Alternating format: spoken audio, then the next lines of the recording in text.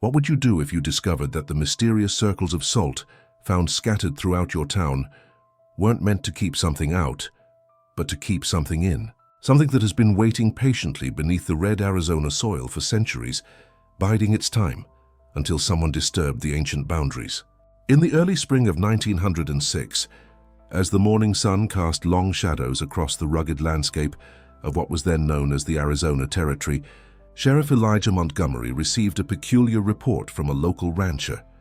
The report would mark the beginning of what local newspapers would later call the Salt Circle Murders, a series of bizarre deaths and disappearances that would shake the small mining town of Gila Basin to its core and uncover a darkness that had been festering beneath the town's respectable facade for generations. The rancher, one Thomas Blackwood, had discovered strange circular patterns made of salt scattered across his property, some spanning nearly 20 feet in diameter. Within these circles, the desert vegetation had withered and died, and small animal carcasses, mostly coyotes and jackrabbits, lay desiccated, as if all moisture had been violently extracted from their bodies.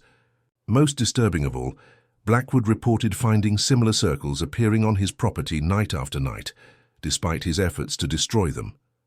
"I ain't a superstitious man, Sheriff," Blackwood was quoted as saying in Montgomery's official report, "but them circles ain't natural.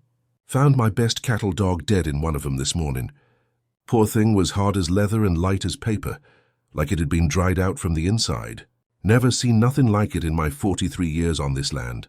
The sheriff, a pragmatic man who had served in the Spanish-American War before returning to maintain law and order in his hometown, initially dismissed Blackwood's concerns as the product of an overactive imagination, or perhaps a cruel prank by local youth. However, within a week of the initial report, 3 more landowners on the outskirts of Gila Basin came forward with similar stories. Strange salt circles appearing overnight, dead animals with inexplicably desiccated remains, and an unsettling silence that seemed to engulf the areas where the circles were found. Dr. Malcolm Harper, the town's only physician and amateur geologist, examined several of the circles and collected samples for analysis. His notes, preserved in the Gila County Historical Society archives, reveal a man struggling to reconcile scientific method with increasingly disturbing evidence. The substance appears to be common sodium chloride, yet its crystalline structure exhibits peculiar abnormalities under microscopic examination, Harper wrote. More troubling are the biological effects observed in proximity to these formations. Plant life withers rapidly, and animal tissue shows extreme dehydration, consistent with exposure to a powerful desiccant, though no such agent has been identified in the soil samples. I find myself at a loss to explain these phenomena through any conventional scientific framework. The situation escalated dramatically on April 12, 1906, when 16-year-old Sarah Jenkins failed to return home after delivering a meal to her father, who worked at the Coronado Mining Company on the edge of town. A search party was organized, and after 2 days of scouring the surrounding desert, they found the girl's body at the center of an enormous salt circle in a secluded arroyo 3 miles east of Gila Basin. According to Sheriff Montgomery's report, the condition of Sarah Jenkins' body defied explanation. Like the animals found previously, she appeared to have been completely drained of all moisture, her remains weighing less than 30 pounds and her skin having the texture of tanned leather. Most disturbing was the expression of absolute terror frozen on her face, and the fact that her eyes, tongue, and all internal organs had been reduced to a fine, sand-like substance that filled her body cavity. "I've seen men die in war," Montgomery wrote in his personal journal, recently uncovered during renovations to the old sheriff's office. "I've seen death in all its forms in my 20 years of law enforcement. But what was done to that poor girl? It wasn't the work of any man. May God have mercy on us all if what I suspect is true." The discovery of Sarah Jenkins' body sent a wave of panic through Gila Basin. Families began to lock their doors at night, something many had never done before. Local businesses closed early, and the streets emptied before sunset. The territorial governor, alerted to the situation, dispatched 2 U.S. Marshals to assist with the investigation, though their presence did little to calm the growing hysteria. It was during this period of mounting tension that Ezekiel Pierce, owner of the town's general store and a respected elder of the community, approached Sheriff Montgomery with information that would give the investigation its first real lead. According to Pierce, the salt circles were not a new phenomenon in the region. Similar occurrences had been documented nearly 50 years earlier, in 1858, and again in 1877. "My father kept records of everything strange that happened in this valley," Pierce told Montgomery, presenting a leather-bound journal filled with meticulous handwritten accounts. He believed the circles were connected to the old Quivira silver mine that closed back in '78 after that cave-in killed those 12 miners. Said there was something in that mine, something the old-timers knew about but wouldn't speak of directly. The journal, portions of which are now housed in the Arizona State Archives, contained detailed descriptions of similar salt circles appearing in 1877, coinciding with the disappearance of 7 people over a 3-month period. The final entry described how a group of local men, led by Pierce's father and the sheriff at that time, had tracked the circles to the abandoned Quivira mine, where they allegedly confronted and contained what was only referred to as the thirst. They sealed it back in the deep shaft, Pierce explained. Used salt from the dry lake beds north of here, blessed by both the Catholic priest and the local medicine man. They formed a pact never to speak of what they saw or what they did, but my father couldn't keep it entirely to himself. On his deathbed, he told me to watch for the circles. Said if they ever appeared again, it meant the seals had been broken. Armed with this information, Sheriff Montgomery, along with the 2 U.S. Marshals and a posse of local men, set out for the abandoned Quivira mine on April 20th. What they discovered there would become the subject of intense speculation and numerous conflicting accounts in the years that followed. According to the official report filed by Marshal James Harker, the entrance to the mine had indeed been recently disturbed, with old timber supports splintered outward, as if something had forced its way out from within. Inside, they found evidence of recent human activity, fresh footprints, lantern oil residue, and abandoned mining equipment that appeared to be only a few weeks old. "It seems clear that someone has been operating in this mine illegally," Harker wrote. "Though their purpose remains unclear, we suspect a connection to the recent tragic events in the area." However, Sheriff Montgomery's personal account, recorded in his journal and kept secret until 1972 when his grandson donated it to the Gila County Historical Society, tells a far different and more disturbing story. "The darkness in that place was like nothing I've ever known," Montgomery wrote. "It seemed to swallow our lantern light, pressing in around us like a living thing. The air was bone dry, making our throats crack and eyes burn. We found the lower tunnel just as Pierce had described, sealed with a thick barrier of salt-encrusted stones. The seal had been broken through from the outside, the salt scattered and disturbed. Beyond the broken barrier, we discovered a chamber that didn't appear on any of the mine's original maps. The walls were covered in strange markings, not the petroglyphs of the native tribes I'm familiar with, but something older, cruder, depicting what appeared to be ritual sacrifice around circular formations. At the center of this chamber was a pit, descending into darkness, surrounded by more of those damnable salt circles, these ones still intact. It was there we found Jeremiah Blackwood, Thomas's eldest son, kneeling at the edge of the pit, mumbling incoherently. His clothes were caked with salt and what looked like dried blood, his eyes wild and unfocused. When we tried to approach, he began screaming about the ancient thirst that lived in the deep places of the earth, how it had shown him visions and promised him power, if he would break the seals and provide it with vessels. The subsequent arrest of Jeremiah Blackwood for the murder of Sarah Jenkins and potentially others marked what the territorial authorities considered the conclusion of the case. Blackwood was transported to Phoenix for trial, where court records indicate he continued to rave about an ancient entity that fed on the moisture of living things, claiming it had dwelled beneath the Arizona desert long before humans arrived and would outlast them all. Despite the apparent resolution, Sheriff Montgomery remained troubled by what he had witnessed in the mine. His journal entries in the weeks following Blackwood's arrest reveal a man increasingly consumed by doubt and fear. "I cannot shake the feeling that we've only addressed a symptom, not the disease," he wrote on May 3rd. Blackwood was clearly deranged, perhaps driven mad by isolation and the harsh desert environment, but certain details of his ramblings align too closely with local Apache legends I've heard. Stories of a time when the desert was green and fertile, before the great thirst came from the stars and began to drain the land and its creatures. More troubling still are the dreams that have plagued me since entering that mine shaft. Each night, I find myself standing at the edge of that black pit, listening to whispers rising from the darkness. They speak of ancient hungers and promise knowledge beyond mortal understanding if I would only descend. I fear what we may have unleashed in our ignorance. Montgomery's concerns appeared validated when, despite Jeremiah Blackwood being securely held in the Phoenix jail, new salt circles began appearing in the hills surrounding Gila Basin in late May of 1906.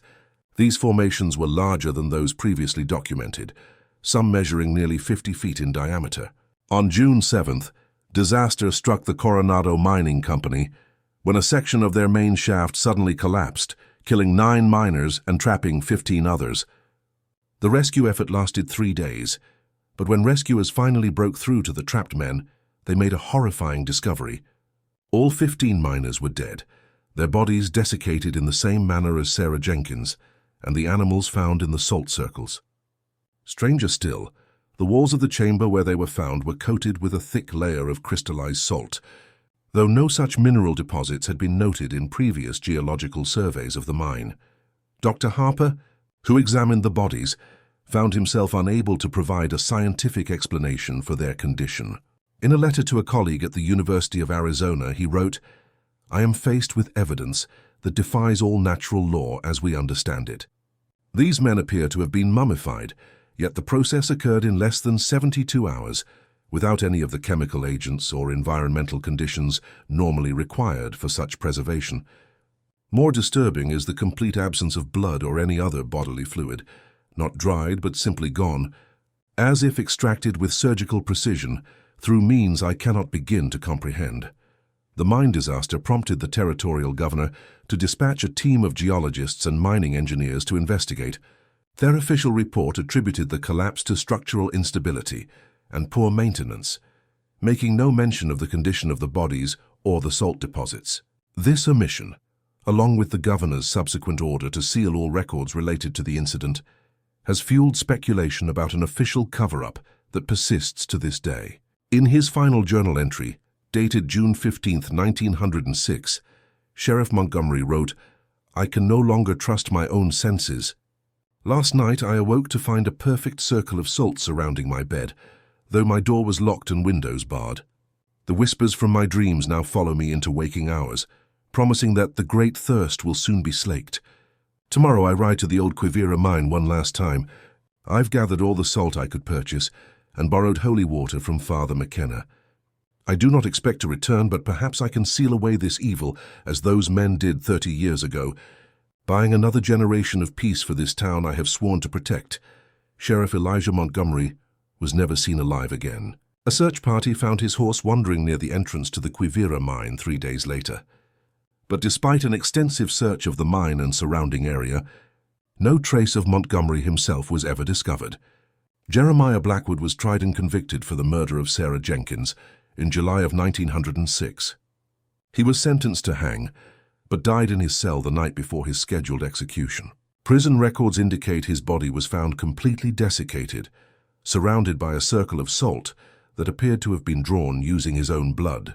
The incidents in Gila Basin might have faded into obscurity, written off as the product of mass hysteria and a murderous madman, were it not for the discovery of a series of letters in 1954, during the demolition of the old Coronado Mining Company office.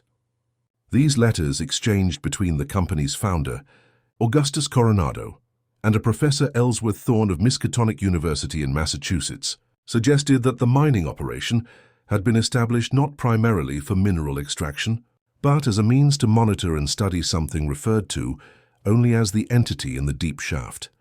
"Our mining activities serve as the perfect cover," Coronado wrote in 1899.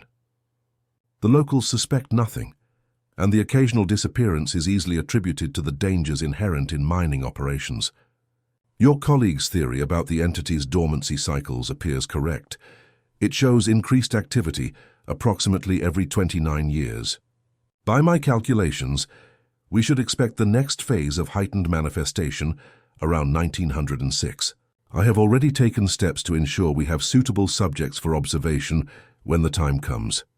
This correspondence, coupled with land records showing that Augustus Coronado had purchased the abandoned Quivira mine in 1892, has led some researchers to theorize that the events of 1906 were not random occurrences but part of a calculated experiment to study the effects of what some fringe theorists now refer to as an extra-dimensional entity or non-corporeal parasite. Further, evidence supporting this theory emerged in 1978, when University of Arizona archaeologist Dr. Rebecca Torres discovered a previously unknown cave system during an excavation of ancient Hohokam sites near Gila Basin. Within these caves, her team documented extensive pictographs depicting circular patterns identical to the salt circles described in the 1906 incidents, dating back nearly 2,000 years. These images suggest a continuous awareness of this phenomenon among indigenous populations dating back to at least the 1st century CE, Torres wrote in her controversial paper, Circular Symbolism in Pre-Columbian Arizona, published in 1980. The consistency of the imagery, despite being created by distinct cultural groups separated by centuries, implies either a shared experience or a transmitted oral tradition of considerable importance. Most significant are the repeated depictions of desiccated human figures within these circles and references to cyclical visitations from what the pictographs identify as the one who drinks. Torres's research was cut short when funding for her project was suddenly withdrawn following a visit to the site by representatives from an unnamed federal agency. The cave entrance was subsequently sealed with concrete as part of what was officially described as an environmental protection measure.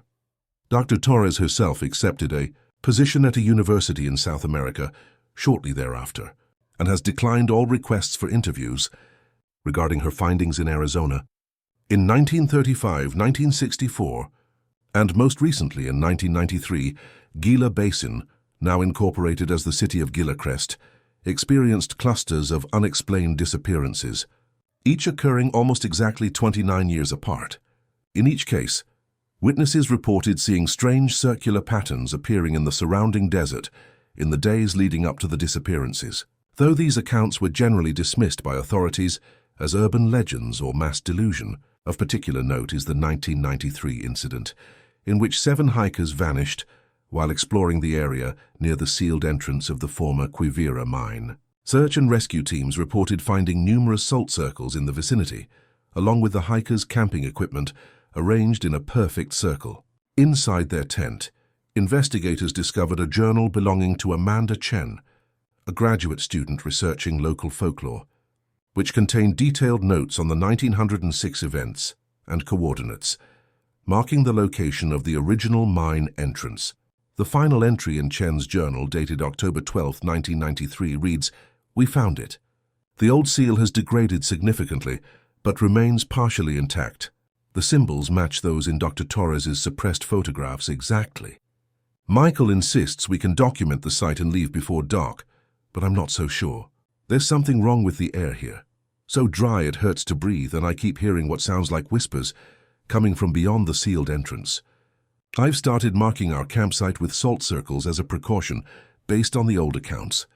If the 29-year cycle theory is correct, we've arrived at precisely the wrong time, or perhaps exactly the right time, depending on one's perspective." Former Gilacrest Sheriff Raymond Holbrook, who led the 1993 search effort, broke his long silence on the case during a 2007 interview with a paranormal research podcast. Now living under an assumed name in northern Idaho, Holbrook claimed that federal agents took over the investigation within hours of the hikers being reported missing, confiscating all evidence from the scene and forcing local law enforcement to sign non-disclosure agreements. "They knew exactly what they were looking for," Holbrook stated. "They went straight to that old mine entrance, like they had the coordinates memorized. One of them, a man in a black suit who never gave his name, told me they'd been monitoring the site for generations. He said some things are better left buried and forgotten. But sometimes they don't stay that way. Before they forced us off the mountain, I saw them unloading hundreds of bags of industrial salt and what looked like specialized drilling equipment. Whatever they did up there, they completed it in less than 48 hours, and the entire area has been designated as restricted government land ever since. Official reason is environmental remediation of an abandoned mining site, but they've got armed guards patrolling that perimeter 24/7. Perhaps most disturbing are the meteorological anomalies recorded in the Gila Basin area over the past century. According to Arizona State University climatologist Dr. Elena Vasquez, the region surrounding the former mining town has experienced progressively decreasing annual rainfall since 1906, despite neighboring areas showing normal precipitation patterns. It's as if there's a localized desiccation effect centered on this specific geographical location, Vasquez explained in a 2015 research paper. The moisture deficit exceeds what can be explained by known climate change models or regional drought patterns. More puzzling still is the accelerated rate of groundwater depletion observed in monitoring wells near the old mining sites, which does not correspond with reported water usage in the area. Most recently, in the summer of 2022, satellite imagery captured what appeared to be an enormous circular formation, estimated at over 200 feet in diameter, in the restricted area near the former Quivira mine site. The formation, visible for only 3 days before being obscured by what official reports described as a controlled burn for fire prevention purposes, bore a striking resemblance to the salt circles documented in 1906. According to anonymous sources within the United States Geological Survey, monitoring equipment in the area recorded unprecedented fluctuations in groundwater levels during this same period, along with seismic anomalies consistent with movement or shifting deep beneath the Earth's surface. These reports, while unverified, have fueled speculation in online forums dedicated to the salt circle phenomenon, with many noting that 2022 is exactly 29 years after the 1993 disappearances. A retired environmental engineer who worked briefly at the restricted site in 2016 has claimed under condition of anonymity that the government facility supposedly monitoring environmental contamination is in fact designed to maintain and reinforce an elaborate containment system that extends hundreds of feet below the surface. I never saw what they're containing down there, the engineer stated, but I know it requires constant monitoring and periodic renewal of the containment measures. The whole facility is built around maintaining what they call the seal, and the security protocols are unlike anything I've seen in 30 years of government work. The strangest part was the salt, thousands of tons of it, constantly being trucked in and processed through some kind of specialized equipment before being pumped into the lower levels. All I know is that every 29 years, they bring in special teams and operate on high alert for several months. The last cycle was in 2022, and from what I heard from former colleagues still working there, it was a close call. Whatever they're keeping down there, it's getting stronger or the containment is getting weaker. One of the security guys told me they lost 3 men during the reinforcement operation, said they were completely drained, whatever that means. Local residents continue to report occasional sightings of salt circles appearing in remote areas of the desert surrounding Gilacrest, particularly during the spring months. While most mainstream scientists attribute these formations to pranksters familiar with the local legends or natural mineral deposits brought to the surface by seasonal groundwater movements, those who remember the events of 1906, 1935, 1964, 1993 and 2022 remain wary. My grandmother was just a child when Sheriff Montgomery disappeared, says Eleanor Blackwood, 76, whose family has lived in the area for 6 generations. She used to warn us never to disturb any circles we found in the desert, never to walk through them, and always to carry a small bag of salt for protection. People these days think it's just old superstition, but they don't know what my family knows. When asked to elaborate on what exactly her family knows, Blackwood grows quiet, her weathered hands nervously fingering the small leather pouch of salt she still carries. Only that there are 29-year cycles to many things in nature, she finally says, and that the next one is coming in 2051. My grandmother always said that what sleeps beneath the desert only grows stronger each time it awakens, and that eventually the salt won't be enough to contain its thirst. As the sun sets over the red cliffs surrounding modern-day Gilacrest, casting long shadows across the desert floor, visitors might notice an unusual number of salt containers in local homes, or the way many long-time residents avoid certain areas after dark, particularly as spring approaches.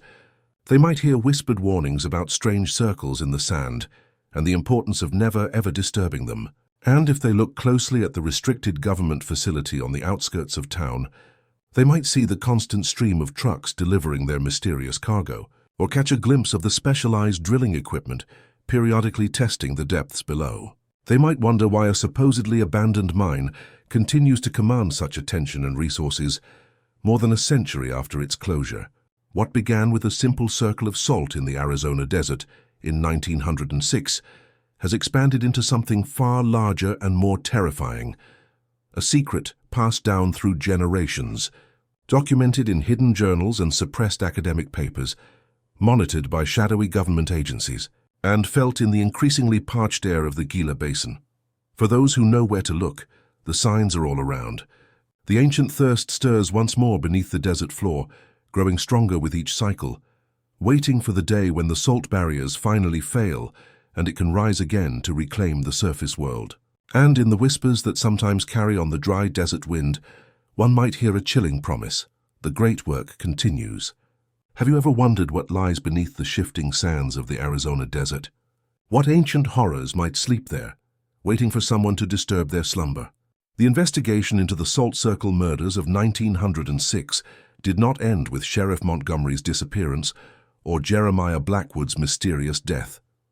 Rather, it marked the beginning of a deeper, more disturbing chapter that continues to unfold to this day. In the aftermath of the 1906 incidents, the town of Gila Basin attempted to return to normalcy. The mine disaster at the Coronado Mining Company was officially attributed to structural failure. The disappearances explained away as the work of a deranged killer who had been brought to justice. Yet beneath the surface of this manufactured calm, a current of fear continued to run through the community. According to records from the Territorial Governor's Office, now housed in the Arizona State Archives, a special investigative committee was quietly formed in July of 1906 to look into the unusual occurrences in Gila Basin. This committee, comprised of a geologist from the University of Arizona, a representative from the Bureau of Indian Affairs, and a military officer with experience in what was termed unconventional threats, spent 3 months in the area but never published their findings. The situation in Gila Basin requires discreet management rather than public disclosure, reads a classified memo sent from committee head Dr. William Thornton to Territorial Governor Joseph Kibbe on October 3, 1906. What we have confirmed in the Quivira mine exceeds the boundaries of current scientific understanding and would likely provoke undue public anxiety if widely disseminated. We recommend immediate implementation of Containment Protocol Baker 7 and establishment of a permanent monitoring station disguised as a geological survey outpost. This memo, declassified in 1978 under the Freedom of Information Act, but largely overlooked by researchers, provides the first official acknowledgement of what would become a multi-generational effort to contain what the documents refer to only as the anomaly. Martha Blackwood, the younger sister of Jeremiah Blackwood, and one of the few surviving residents who witnessed the original Salt Circle incidents, provided a rare account in a 1952 oral history project conducted by Arizona State University. They told everyone Jeremiah was insane, that he killed that poor Jenkins girl and maybe others in some kind of ritual madness, Blackwood recounted. But I knew my brother. He was changed after he started working in the mines, would come home talking about voices coming from the deep shaft, about ancient things that thirsted. I thought it was just the isolation and the desert heat affecting his mind, until I saw the men they brought in after the sheriff disappeared. They wore strange suits, not military but not civilian either, and they carried equipment I'd never seen before. They took over the old Quivira mine and sealed it off from the public, posted armed guards who turned away anyone who came close. For weeks we could see lights up there at night, hear the sound of heavy machinery. When they finally left, they told everyone it was now government property, restricted due to dangerous conditions.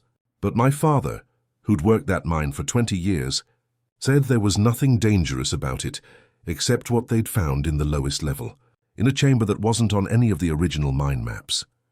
The government presence around the former Kivira mine, disguised as various official installations over the decades, first a geological survey station, then a weather monitoring facility, and most recently an environmental remediation site, has remained constant for over a century.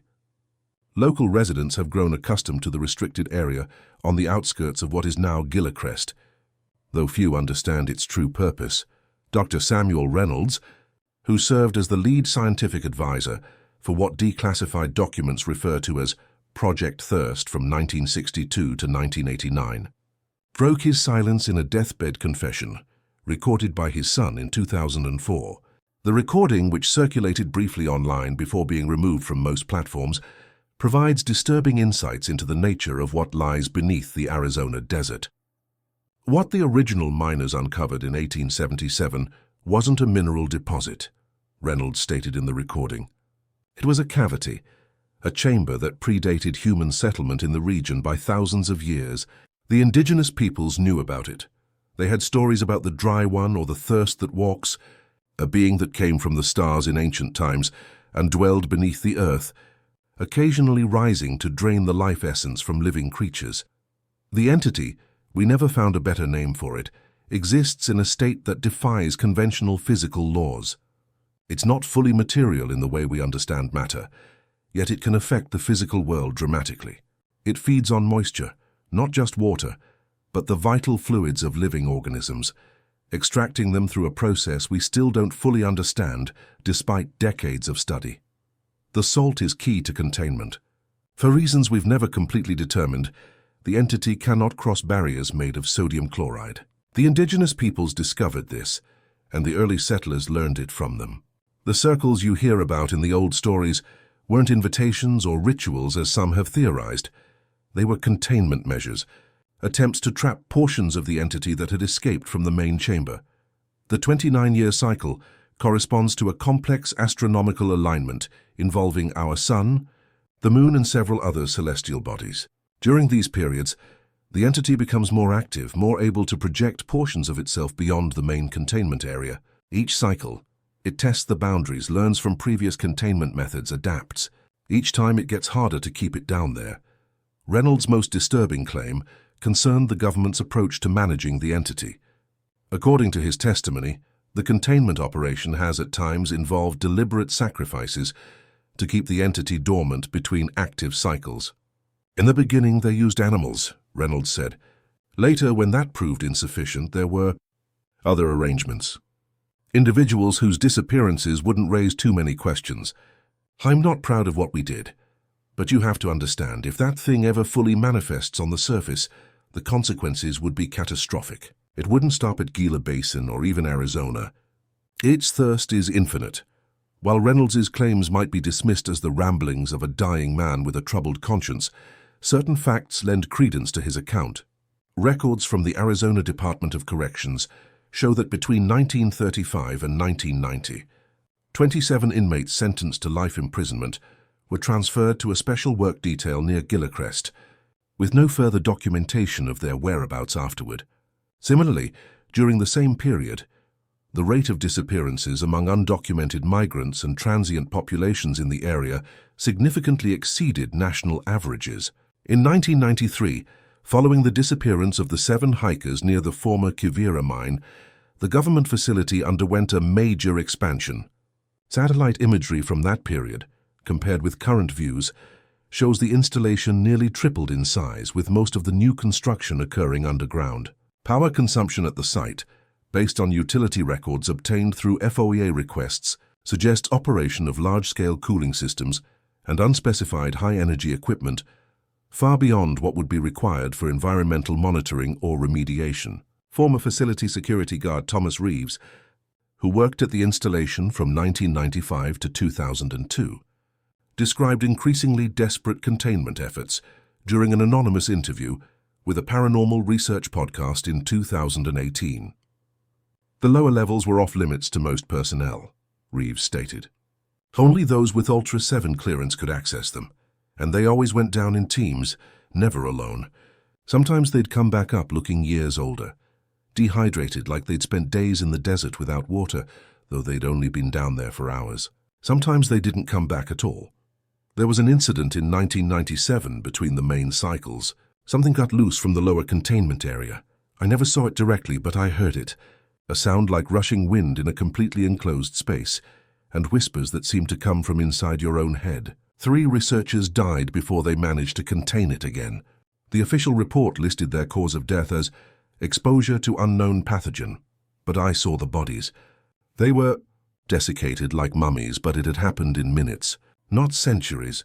After that, they installed a new containment system, something involving electromagnetic fields and constant salt solution circulation. It worked better, but the engineers who designed it said it was just buying time. One of them told me, during a late-night shift when he'd had a few too many, that based on their models, total containment failure was inevitable within 50 to 75 years. The thirst always wins in the end, he said. Following the 2022 activation cycle, unusual phenomena have been reported with increasing frequency in the areas surrounding Gilacrest. Local wildlife has shown unexplained migration patterns, avoiding certain areas even during drought, when water sources would normally be prime gathering locations. Vegetation has died in circular patterns across the desert, and moisture sensors placed by University of Arizona researchers have detected abnormally dry conditions that cannot be explained by climate factors alone. Most concerning are the reports from the restricted facility itself. According to sources within the Department of Energy, which now oversees the installation, power consumption has increased by 300% since 2022, suggesting the containment systems are requiring significantly more energy to maintain integrity. Satellite thermal imaging shows unexplained cold spots throughout the region, areas where ambient temperature is consistently 10 to 15 degrees lower than surrounding terrain, as if something is actively extracting heat or the moisture that carries it from the environment. In March of 2024, a series of minor earthquakes shook the area around Gilacrest, none registering above 3.5 on the Richter scale, but all centered suspiciously close to the restricted facility. Following these seismic events, groundwater monitoring stations throughout Gila County recorded a sudden, dramatic drop in the water table, some wells dropping nearly 30 feet in less than 48 hours before stabilizing. The official explanation cited natural geological processes and the ongoing southwestern drought. However, internal emails leaked from the Arizona Department of Water Resources tell a different story. These readings are unprecedented and cannot be attributed to known natural phenomena, wrote senior hydrologist Dr. Karen Matsuda to Department Director Robert Halsey. The pattern of depletion radiates outward from the DOE facility like a ripple, suggesting a point source beneath the installation. If this trend continues or accelerates, we're looking at potential complete groundwater failure throughout the basin within 5 to 7 years. The email chain ends with a response from an unnamed federal official, requiring all department staff to sign additional non-disclosure agreements and redirecting all further monitoring of the area to a special federal task force.